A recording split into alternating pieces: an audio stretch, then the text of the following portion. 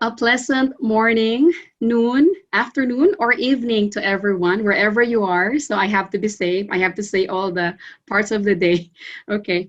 It is such a wonderful honor to introduce our resource person, one who I have the privilege of working with in an ongoing writing project, as mentioned. I know her to be a very passionate, qualitative research methodologist indeed, and I'm sure we will be blessed by her sharing today.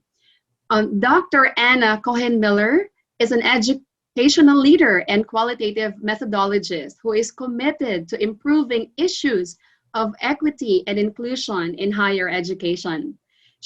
She specializes in arts-based research and innovative pedagogy to amplify voices of historically marginalized communities. With over 17 years of experience working across diverse settings and developing international collaborations, Dr. Anna has focused much of her work on improving gender equity in secondary and higher education, as well as promoting pedagogical innovation and interdisciplinary collaboration to facilitate teaching and learning. Currently, she is an assistant professor in the Graduate School of Education and the co-founding director of the Consortium of Gender Scholars at Nazarbayev University in Kazakhstan. Dr. Anna joined the Graduate School of Education in 2015 as one of the first cohorts of founding faculty of the university. The results of her research working in Kazakhstan have led to developing practical and policy applications for teaching, gender equality, and student well-being. Dr. Anna is also founder of the Mother Scholar Project on the advisory board of the Academic Life and editor-in-chief of Dialogue, the interdisciplinary journal of popular culture and pedagogy. Currently, Dr. Anna is conducting multiple studies, such as a photo voice study of mothers in academia during quarantine, a multi-year study of gender and schooling in Kazakhstan, and an interdisciplinary study examining the integration of technology to facilitate learning for students with autism. She is also writing a book for Routledge to provide insight for junior scholars about conducting qualitative research in multicultural contexts.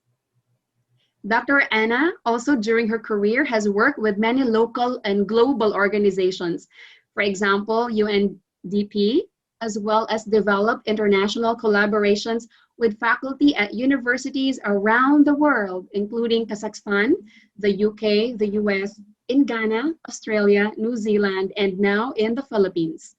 If you are interested in addressing issues of equality, of equity and inclusion in higher education, or have an idea for an innovative way to improve research, feel free to reach out to Dr. CohenMiller. So now at this juncture, please help me welcome the woman of the hour, or shall I say, the mother scholar of the hour, Dr. Anna CohenMiller. Thank you so much. So let me see, I think you're now ready for me to share my screen. Okay, here I go. All right, so I will do one share and then I will do one more share as I was learning, which thankfully, right, thank you to Dr. David for showing this additional portion. Okay, does this look okay to everyone? Yep. Yeah? Okay, wonderful. Well, thank you so much. Hello, everyone from around the world at all time zones, and especially to everyone at the Asian Qualitative Research Association. I'm greatly honored to be here.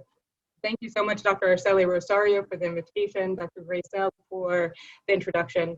So again, my name is Dr. Anna CohenMiller, and I'm a faculty member in the Graduate School of Education at Nazarbayev University, and founding director of the Consortium of Gender Scholars. So today I'm going to talk a bit about body mapping and the ways I have seen and used the arts-based method as a form of pedagogy and inclusive research process in higher education.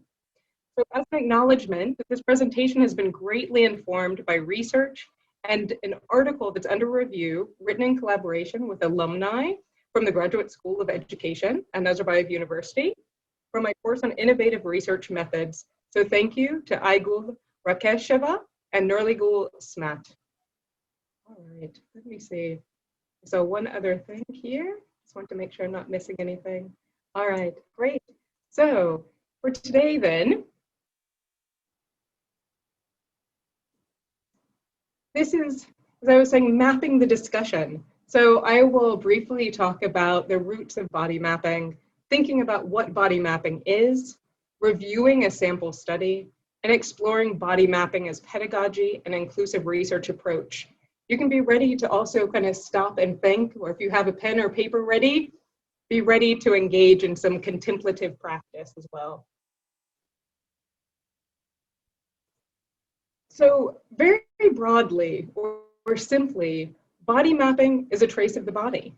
It's identifying emotions, feelings, ideas on or around the form.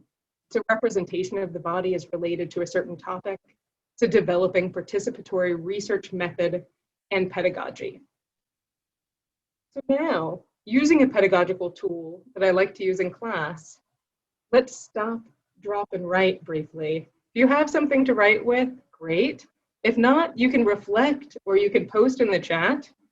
So what I want you to do is think about an outline of a body. What type of topics might you be able to explore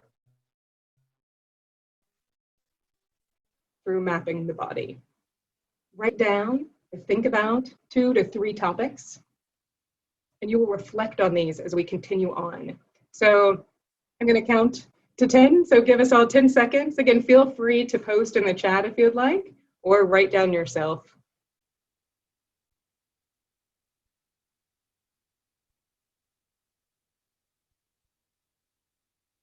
Okay, so now moving on. So the roots of body mapping.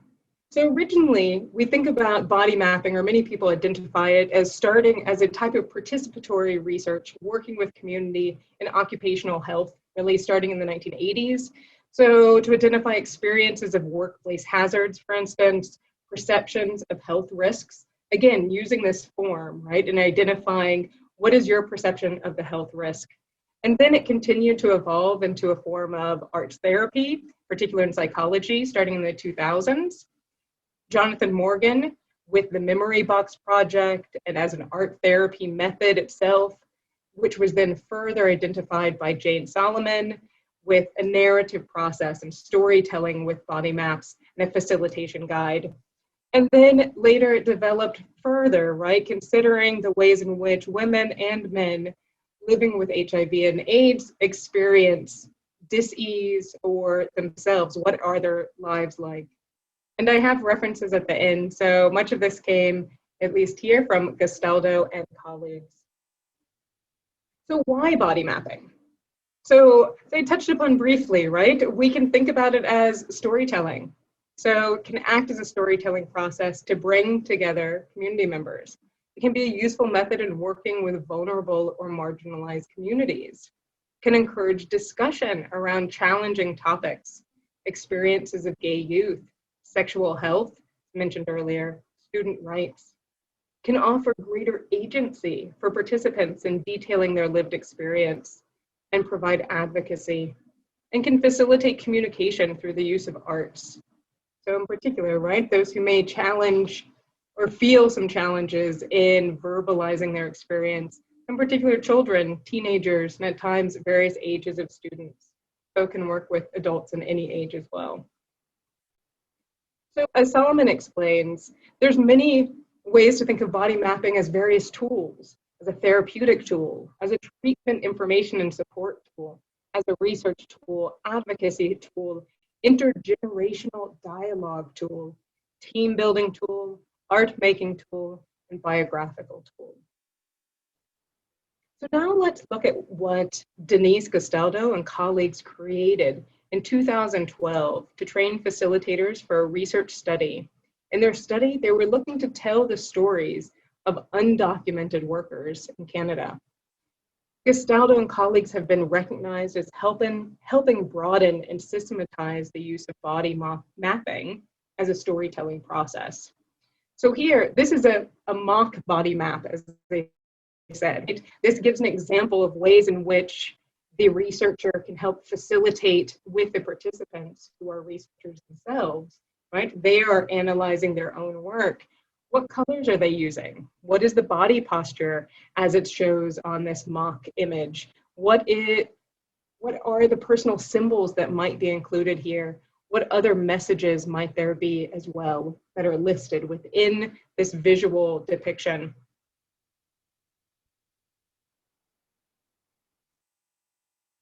So connecting body mapping to the community. When you're considering undertaking a body map study, you're thinking about using a participatory research method. It means that you're thinking about the community and you recognize that the community has something to offer that you don't know. So here are some questions, for instance, that could guide you in your process. What do community members or participants feel is important to understand?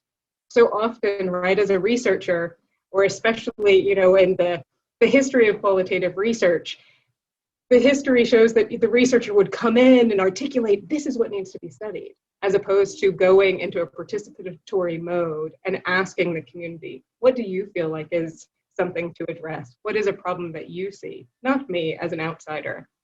What messages do they want to share? How will you protect participants' confidentiality and their stories, which also may include other people? And who needs to hear and see the body map stories according to the participants in the community? So with body mapping, researchers and communities are aiming to create stories and or what can be referred to as testimonials, right? So also a type of story, a testament. So it could be, on one hand, right, as on one side shows on the gray side, participant researchers can create the story related to the topic that is separate from their exact lives, right? So they're coming up with something that they think is relevant to the topic, but maybe not their own personal story. Versus participant researchers can create their own testimonials, the testament of their own lived experience, something that they personally went through. So with those questions in mind, another way, the previous, right, the community members and such and how to keep confidentiality, another way to consider engaging in an inclusive body map research study is to consider the following. Explore with community members the topic of interest. Address ethical concerns prior, during, and after the completion of the study. Identify and convene participants in a safe place, safe space.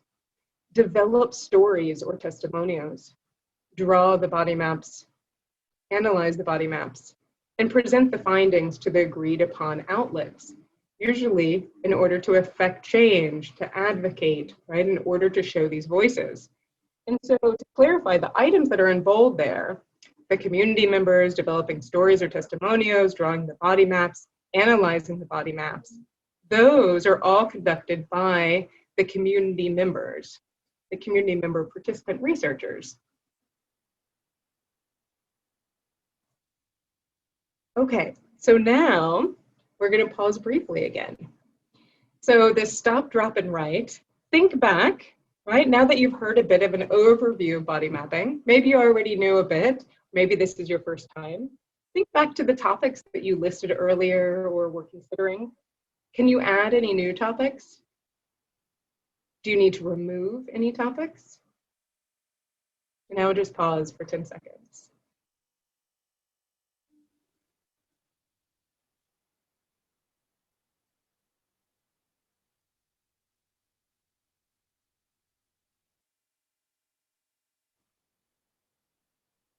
Okay, so what about body mapping as a form of inclusive pedagogical practice? Well, body mapping has been used in higher education to train nurses to understand and create safe spaces for those living with HIV and AIDS, to train teachers about their discipline and teacher identity, that study in particular with music educators, and to teach research methods and explore cultural values. That was the study that we have just completed, submitted our article on. So going into that study, the sample study, we were looking at what are Kazakhstani cultural values. The topic was developed by students in a course that I taught called Innovative Research Methods. We were addressing the complicated questions in higher education. Student, participant, researcher, in teams, they found topics they saw as important for Kazakhstani cultural values. They created scenarios. So they wrote out scenarios, stories that had a crisis moment, right? Something was going to happen, right? What happens in this story where the characters then are confronted with a decision, are facing certain feelings, a climax? They drew the body maps to indicate the decisions and the feelings experienced, and they shared their data, and analysis ensued. And as a side note, I would like to also thank one of my colleagues, Dr. Janet Helmer, for coming into our class during this Innovative Research Methods to help present on body mapping. So here you get a sense of the size of the body maps. The papers were 4 different poster-size flipboards that we then taped together. Along with Aygul and Nurligul, we wrote a methodological reflection article about the class experience and what we termed pedagogy of body mapping. And the following includes quotes from the article. So scenario 1. In this scenario, students were able to explore sensitive topics of marriage and relationship with in-laws, in particular for those living in more rural areas. One group created the story and questions for another group to answer and draw. So I will first briefly describe the drawing. For those maybe who can't see the various parts, just to get an idea also. So it's a large-scale drawing of a woman looking forward, arms down, wearing traditional Kazakh clothes, the pattern shown on her skirt. Her heart is black and red and points to a black knot in her throat where the students explain she struggled with what to say, if anything, to her father-in-law. Her short hair shows an item within her forehead attached to a string or rope connected to her left hand. Behind her is a drawing of her home with a grazing animal, her children, and her father-in-law. Additional details, including questions students provided and answered for analysis, were part of this scenario. So the scenario, I will go ahead and read this. So quote, the scenarios were accessible ways to talk about our culture. So this is the voice of the student researchers writing this. In the first scenario, it is about a young woman who had just gotten married and her father-in-law interferes with her house chores, constantly criticizing and telling her how to cook, clean the house, and other housework. In the more traditional cultural values, elders are respected and not argued with, creating a major conflict in roles and expectations for the young woman. So for right now, I won't go into the various questions that were asked, but instead I will show you another example. And then in the final example, I'll show you some of the questions. So scenario 2, studies and marriage. In this scenario, the students were exploring topics similar to their own experience as mothers with young children. They shared feelings of conflicting roles and pressures in trying to, quote, do it all. So as they wrote, quote, the second scenario is about a married woman who has to deal with studies and responsibilities of traditional daughter-in-law. This scenario further draws on the expectations of women in Kazakhstani culture. While there is a growing number of women entering graduate school in Kazakhstan, there remains an expectation for them to work a double or triple shift. In other words, women are allowed to attend graduate school as long as they can find a way to maintain the household work. One of the common traditions and expectations for family revolve around unexpected visitors. So the drawing. Facing forward is a young woman wearing green pants and a pink t-shirt. She has her hands up, grasping her head, and her eyes are large and yellow hair stands up straight. The scenario then, as the students explained, involved her working as a full-time graduate student with young children at home.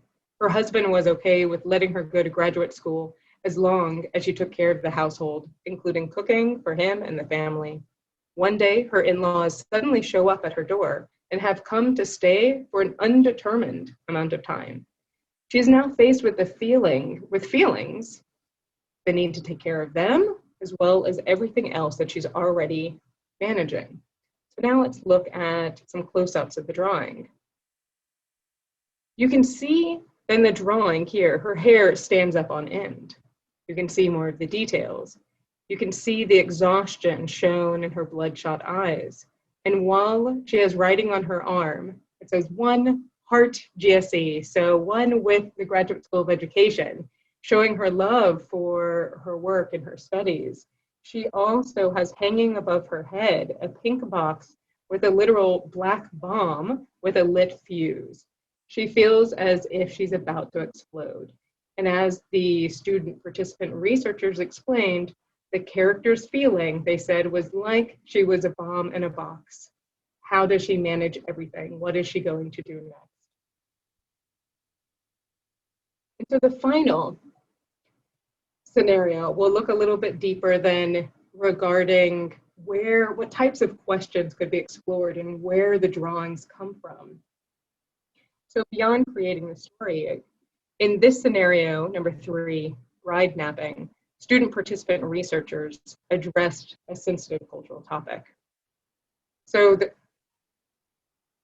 the drawing, we can see a large drawing of a muscled man with, he looks kind of stricken, and you're only seeing him from his waist up to his head.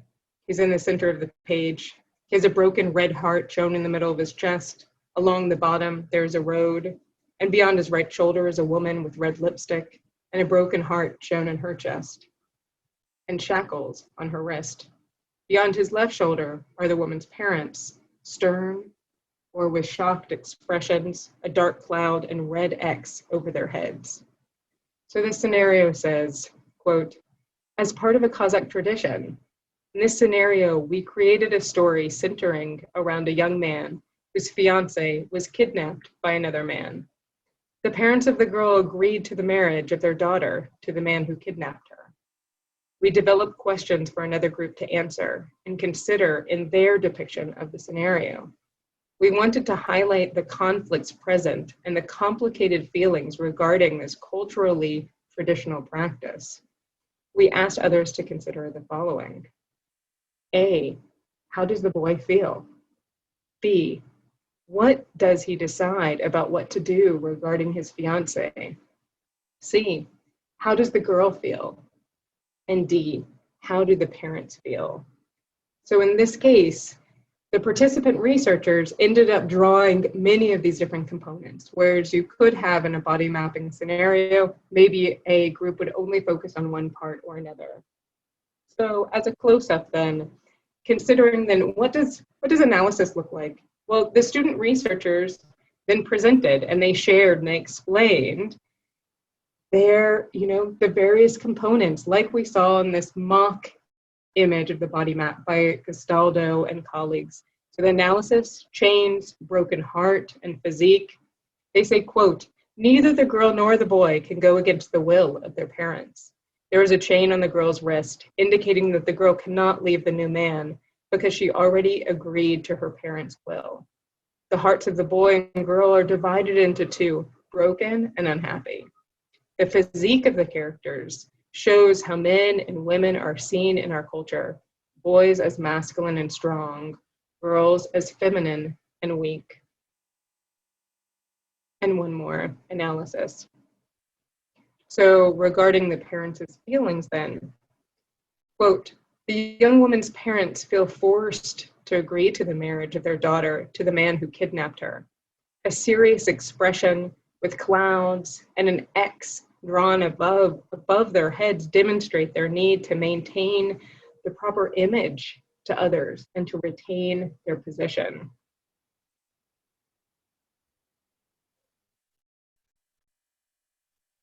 So what did this practice of using body mapping in the class lead to? Well, we argue that a pedagogy of body mapping is a means to create inclusive, equitable spaces. It facilitated discussion of sensitive cultural topics through hands-on, collaborative, and fun approaches. here in the picture, the students show themselves what it would be like if they themselves felt like, as many of them did, like a bomb in the box, with their hands on their head. It incorporated culturally responsive pedagogy, meaning that it addressed the values and the context in which the students live, and emancipatory learning. It is about evolving and being an inclusive space, and it encouraged understanding of varied student and cultural experiences. So, in summary, we can see that body mapping is a participatory, for working with others, arts-based research method, started in occupational health and moved into a therapeutic tool, has expanded and is used in research as a process to understand lived experiences, especially for vulnerable and marginalized populations, and to address sensitive topics. And now it's being expanded as a pedagogical tool in educational contexts, a pedagogy of body mapping, one that has the ability to help create inclusive and equitable spaces in higher education. References and links for all who are interested. I can stop my share now. Okay, Thank you very much for the opportunity to share. My pleasure. Yes, thank you so much, Dr. Anna. So this is now time for our question and answer. And yes, our question and answer will be moderated by Dr. Pavel Sobkov. He is an IAS seminary faculty and he is the Chief Operating Officer of AQRA.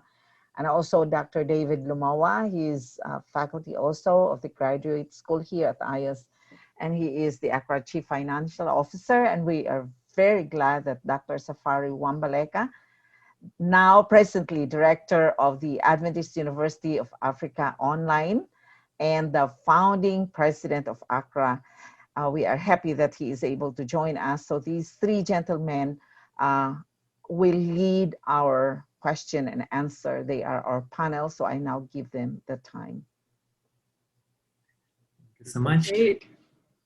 Dr. Anna, it was a pleasure to listen to this very new approach, and I should admit that that was a revelation for me. I know about photo voice, but this is somewhat relative, close to that approach, but it's more, this is my question actually.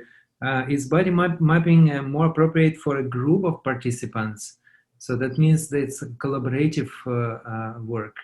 Or what about the individual approach to that? Great question. Thank you for that. So by and large, body mapping has been worked as a group. So along the lines of a focus group that here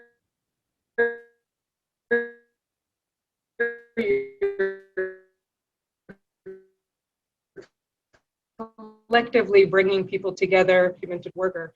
You could talk individually to somebody and they would be able to share that way. But something special also happens when you bring people together and you're able to identify with one another that you're going through a similar experience.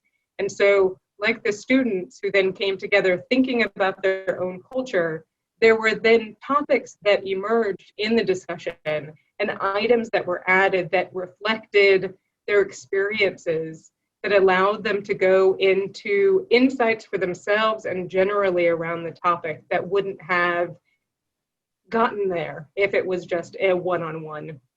Okay, great.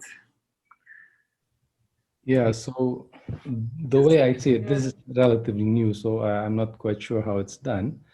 But the way I see it, it's sort of like a focus group where the group also draws something on a large piece of paper.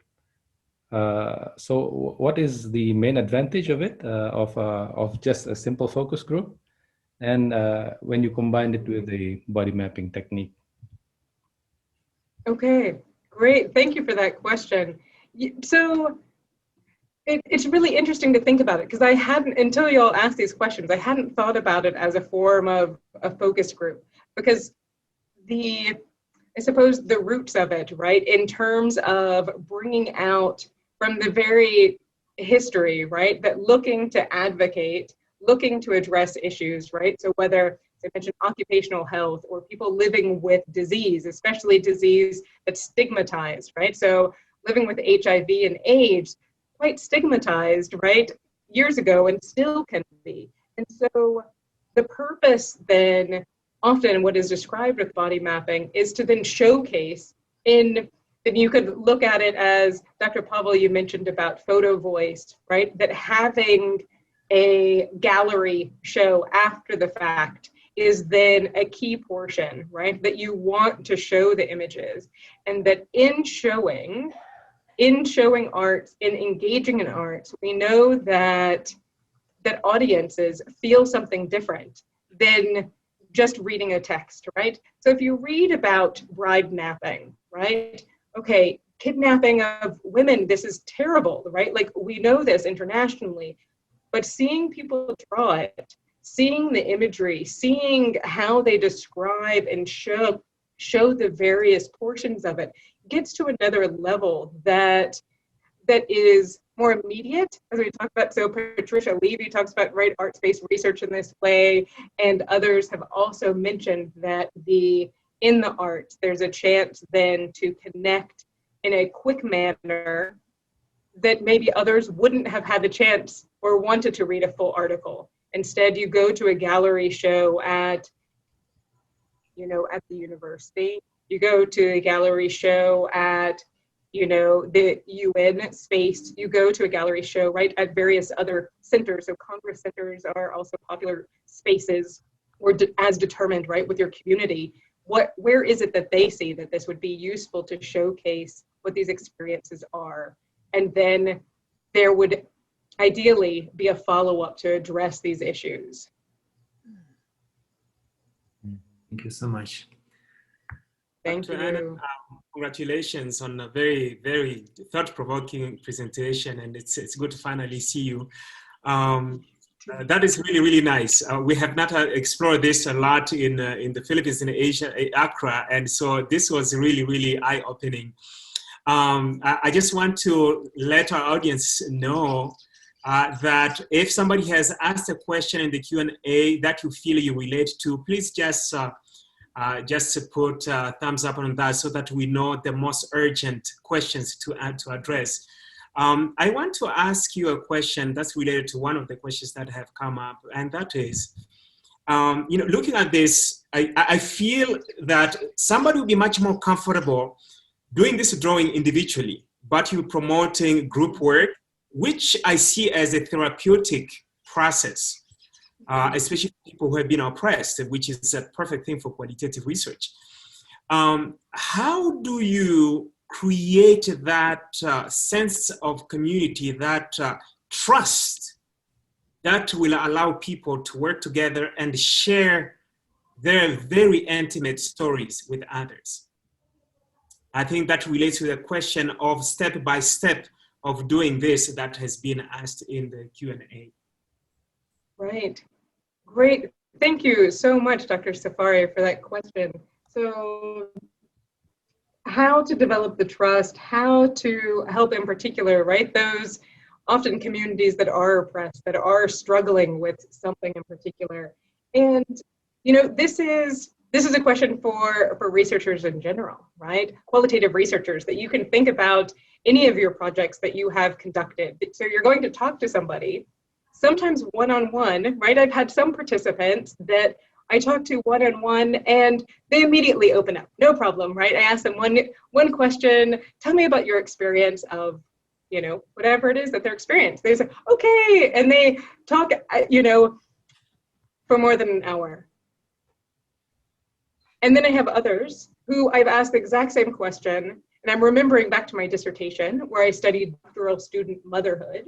And my second participant, I asked her, okay, so tell me about your experience of becoming a mother in your doctoral program.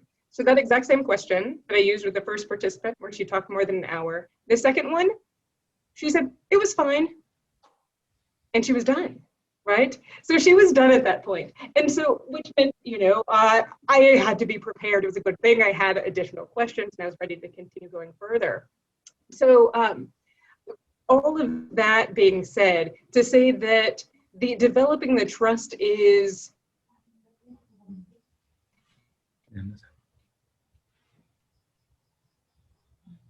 a key component in any qualitative research. And so with later, perhaps some of the students in my class, who were here right today, they could talk about it. But in the class itself, what ended up happening is that there were, in the small groups and in other scenarios, these people have similar interests, right? So maybe it's for advocating for the voices of students to be heard. Maybe it's about, we heard some of the other topics, but it could be also, you know, you feel like there's some other struggle teachers are facing during quarantine. Well, if they've agreed to be part of your study, they want their voice heard. They want stories shared. And so then you're coming together in a collective space and almost creating, and I recently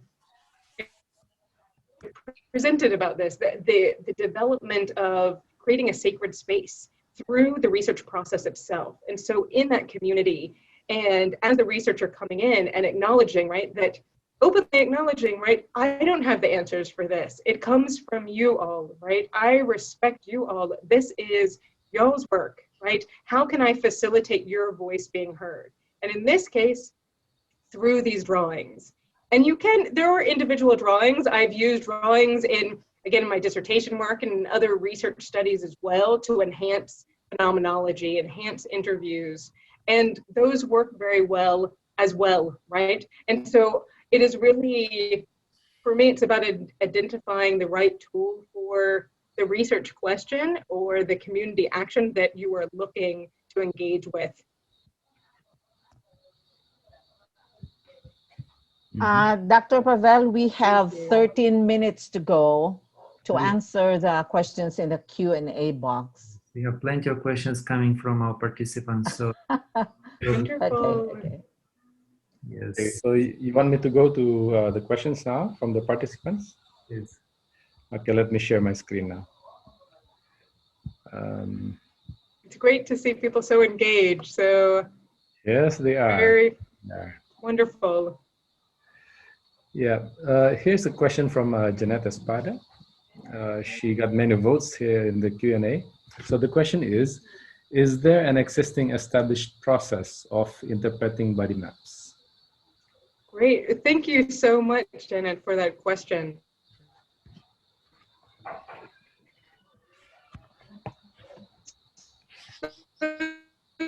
So, we'll include in the references a link to the work Gastaldo and her colleagues, and then Solomon also has some of these practical step-by-step and some ideas like we saw with the mock body map, right? So you could look at the colors, you could look at these various pieces, but the key part is that it's not interpreted by the researcher, right? It is interpreted by, we're not the outsider researcher, right? It's interpreted by the participants who are then also the researchers. So they're identifying what's important. So for instance, when I've used drawings and analyzed them with other scholars, at times I would ask people, right, if they were describing it, and I would say, oh, it looks like you used brown over here and black over there. What did that signify for you? Did it mean anything, right? And they'd say, oh, no, it was just the closest color at hand, right? But, oh, okay, right? I was starting to apply symbolism to some of the colors, whereas for them it didn't have one. Whereas at other times, there can be aspects that I might miss, right? But at first, for instance, the Kazakh pattern on the woman's skirt in the in-law scenario, I didn't see it first until the participant student researchers then shared with me, right? They shared with the class that they intentionally put these emblems there to signify the connection to Kazakh culture. So I see a second question also that I can connect to in terms of rigor, right? And so these, great, thank you so much, Dr. David. So, right, so how is rigor established and, you know, ensured in this kind of research? So similarly, right, I would reflect back to other types of arts-based research and other types of qualitative research that from what I find, and so Dr. Graysell mentioned a work that we were just doing. We wrote a chapter on rigor and qualitative research, right? Qualitative methods. And one of the ways to establish rigor that we saw in my practice is about transparency, right? What is the process that you were involved in? What exactly did you say at various points? Who did you talk to? And including the issues that you faced, right? Well, you attempted to talk to you had planned to talk to the village leader and they weren't available. Or maybe as a woman, they didn't want to, if there's a male village leader or vice versa, a female village leader and you're a male researcher, maybe they weren't able to talk to you, or there could be various constraints. And so reflecting and sharing with your audience, with your readers, that your process, including the hiccups, and I find in particular, that those hiccups or failures, right? So are really important. And actually, coming out in the next month or so, I have an article about flexibility in research and what we're calling rigid flexibility. So you go in with a plan for doing body mapping and talking to community, and then you discuss along the way how it was adapted and what are the processes that you use. So being transparent, talking with your participants, so throughout, so that helps establish the reliability.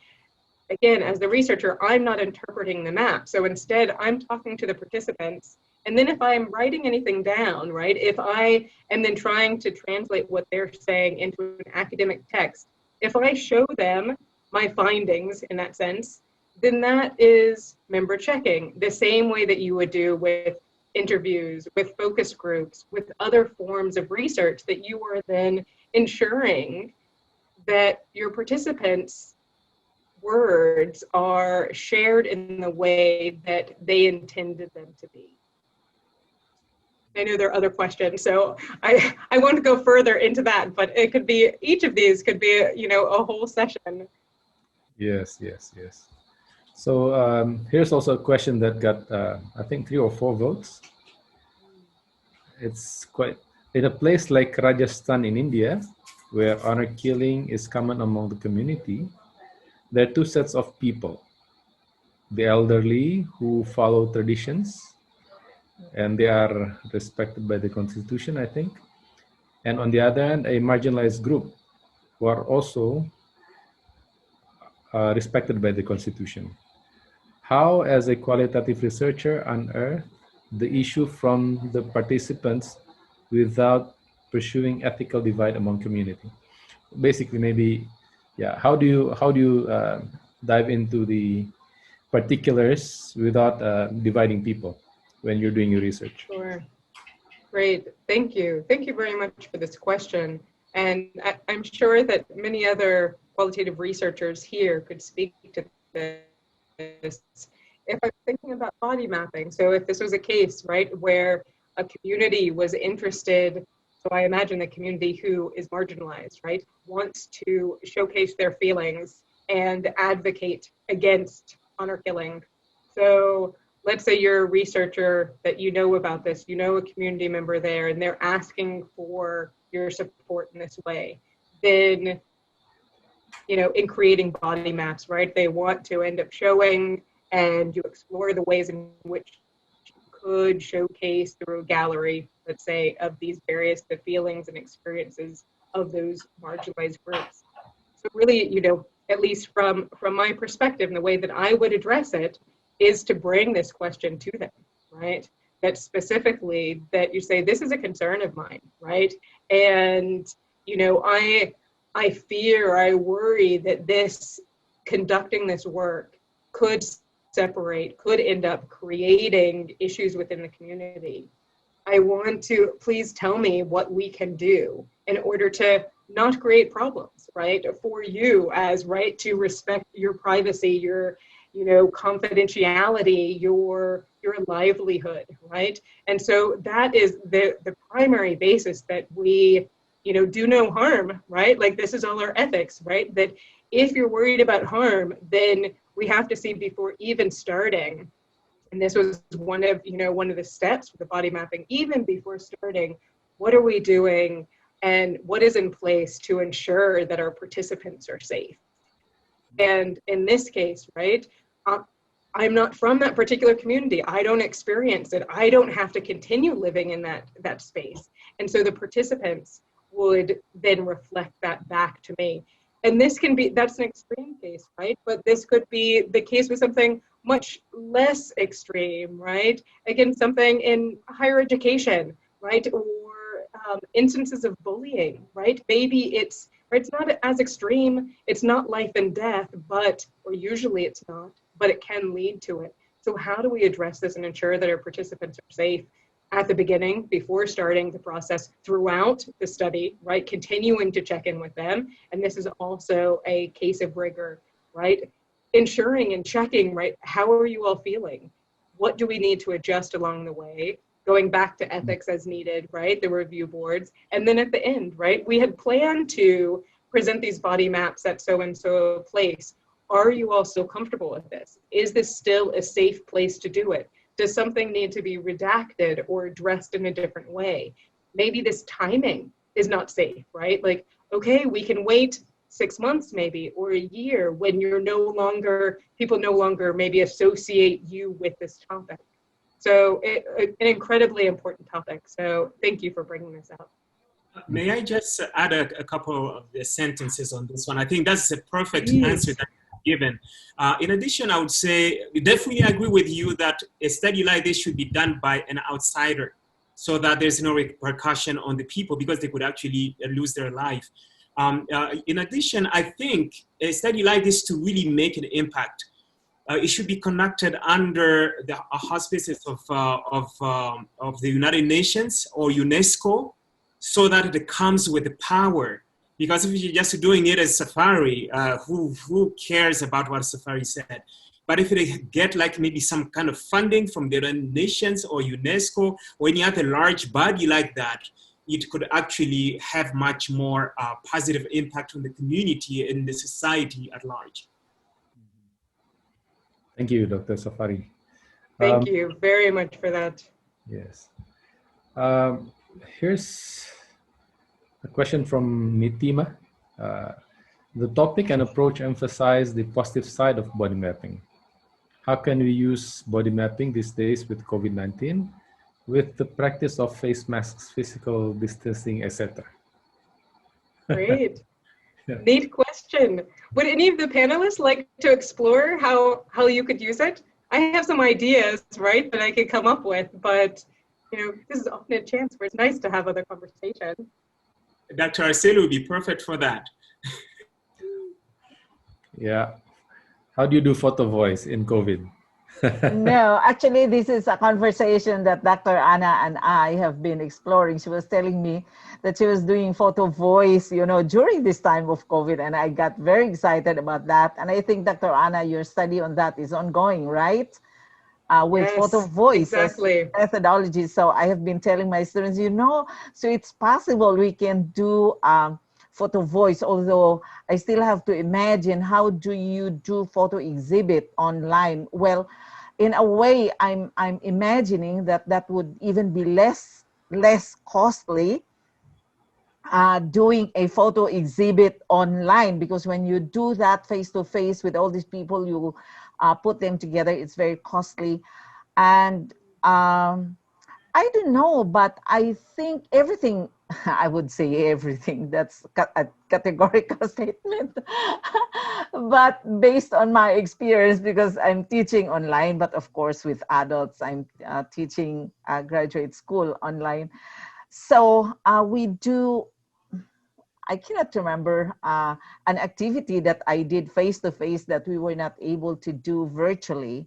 So yeah, we're able to do micro teaching, cooperative learning, group work together while doing this. So I think that is possible. The only limitation here, Dr. Anna, is because it's like I imagine the participants, the group coming together with this big sheet of paper and drawing together, talking what they're going to draw, and then now somebody draws the arms, somebody draws the legs. So I don't know. I think I leave that to you because you have this experience. Thank you so much, Dr. Arceli, to get us started on that. So for photo voice, right? So as you mentioned that, so my research study right now, I'm also working with a PhD student, soon to be Dr. Jana Ijakova. And so what we're finding is that we're adapting then photo voice for online use, right? So recently presented this at the In Vivo virtual conference. And in terms of gallery, so we're starting to show some of the gallery. We're using an Instagram account, right? So this is in particular in Kazakhstan, people have Instagram accounts, right? And so this was a very useful way to showcase for photo voice. For body mapping, this is still something that I'm exploring actually, and in conversation with actually a book editor at Sage about the adaptation of research for online spaces, including art space methods, right? So because so much happens, as I mentioned, right, as Dr. Safari, you were talking about like coming together in a space, or, you know, so this sacred space. And so what happens there if we don't have that? Some other work at the In Vivo conference, people talked about creating collages that they're now separating and working on through Zoom. So requesting participants to have materials at home and reflecting on that process. Much of this is still in process, right? Because this is a new thing that we're experiencing, a new, you know, this pandemic with the opportunity of online access, right? So the fact that we're all here, right? 183 participants are all here together from across the world is something that hasn't happened in the past. And so with body mapping, one way, right, I could think that, okay, you wouldn't have the large scale, but you could have, as we know on Zoom, there's a whiteboard feature, and you could allow people to add parts at the same time. You could think about various pedagogical tools in terms of creating visuals, right? That there's different, I'm trying to remember some of the technology right now, but which is not coming to mind at the moment, but you know, even Google Docs, right? That here's a collaborative space that we're using at the same time. And so if you're looking to have that collective voice and the common conversation, then we can think about the ways in which, referring back to kind of the beginning of this conversation about focus groups. So focus groups with this advocacy aspect and bringing people together at the same time and using some sort of collaborative joint process, making process to voice ideas, opinions, lived experiences. The one additional thing, or an additional things, that there are multiple things to consider, but goes back to this idea of ethics, right? And thinking about how to ensure that your participants are safe on various platforms, right? And what would be shared in which ways. Yeah, thank you, Dr. Thank you. Maybe one more question. One more? Almost 6 years. Okay, this one from Chona. Is it possible to use body mapping with other research approaches? Is it? Sure, right? Or why, I guess I would ask, why not, right? So for example, phenomenology and body mapping. I haven't used those two together. I have used phenomenology and drawing, right? And wrote about this, and you can find, right, the article online about visual arts as a way to supplement, to enhance phenomenology. And what I found with the drawing is it was a way to get deeper into the experience of the individual. So what would be different than if, you know, so often phenomenology, right, going back to the idea of, you know, how many people you're talking with at a time. Usually it's with one person and going deep into their lived experience. So it would be a bit of a contrast, right? If you're also trying to bring together multiple people and seeing what this phenomenon is. it's an exciting idea for me to think about, right? Would this be possible? And Chona, I would,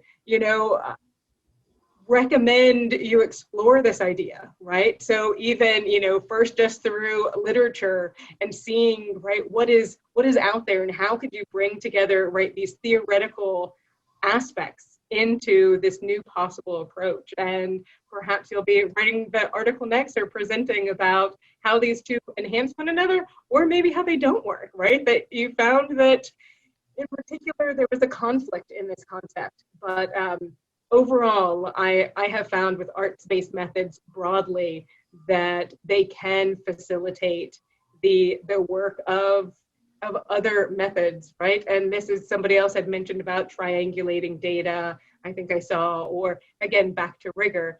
We have an additional data source. If we're thinking about how it fits, right, with our research question, our purpose, who we're working with, if it can speak to that, then that's wonderful. You're making the research richer and deeper and more grounded.